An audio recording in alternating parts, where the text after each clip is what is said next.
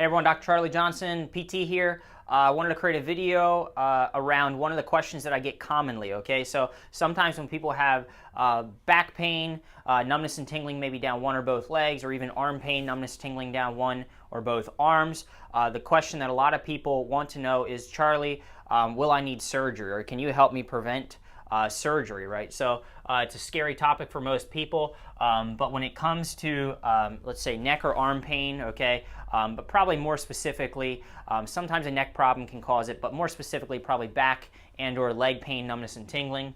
There are four specific times that you may need surgery, okay? So I'm going to walk through them right now, okay? So the first thing is, and the key word here is progressive strength loss, okay? That's the first one. If you are unable to, say, walk on your toes or unable to walk on your heels, sometimes it's a screening test we use to determine the health of the nerves in your spine, okay? If you start to notice that your foot's dragging, things like that, and it's progressive, it's getting worse, okay? Progressive loss of feeling, okay? So meaning that you truly, you feel your leg and it's just not there. It may feel a little funky, okay? And that's not necessarily an indication, but it's actually it's completely numb, okay? You can't feel a certain part of your leg or something like that, okay?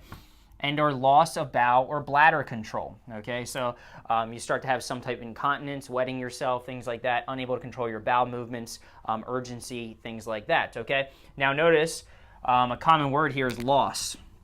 Right, so progressive, it continues to get worse and worse over time, okay, and then loss, okay, so loss of function is basically what we're talking about. So you lose strength progressively, you're losing feeling progressively, and you're losing control of your bowel or bladder. So that basically, the idea behind why that is an issue is that the nerve has enough pressure on it to where all the information, the signals aren't being transmitted down that specific highway or nerve, okay? So the nerve is not functioning well because it has a point of compression, okay? So we need to sort of decompress that in some cases, okay? And the final thing is other. So what does that mean? If you have some type of cyst or spinal tumor, something like that, although very rare, there are cases where physical therapy obviously cannot change that, and you might need some surgical intervention to relieve compression of, say, a nerve or something like that, okay?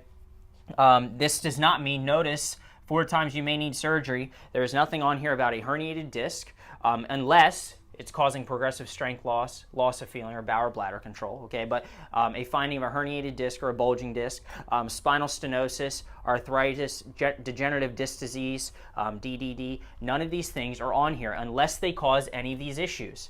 A majority of people, so about 80% of people over the age of 50 will have some type of degenerative disc disease, arthritis, stenosis on their x-ray and feel no pain, okay?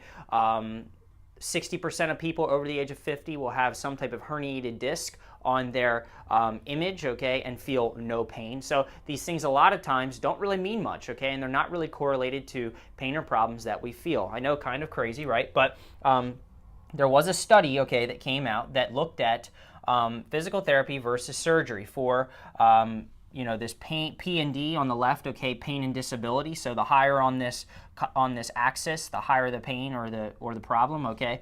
And then on this other axis, we have 1 day to 1 year, okay. Over the course of the year, they looked at people that say had a herniated disc or something like that and wanted surgery, and they had surgery, right?